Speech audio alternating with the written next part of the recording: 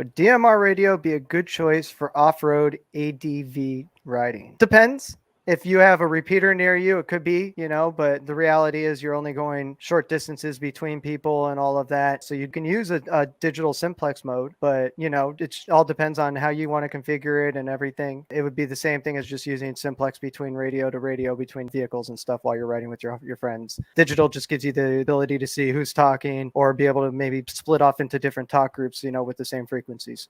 So it depends on how many guys you have going, if you want to split into groups or whatnot. But it's a good possibility that you could use it. I love using DMR all the time. Even in short distances, we use the same frequencies and different color codes and stuff, for simplex. So it all depends on what your preference is and what you're doing. But yeah, it could work very well.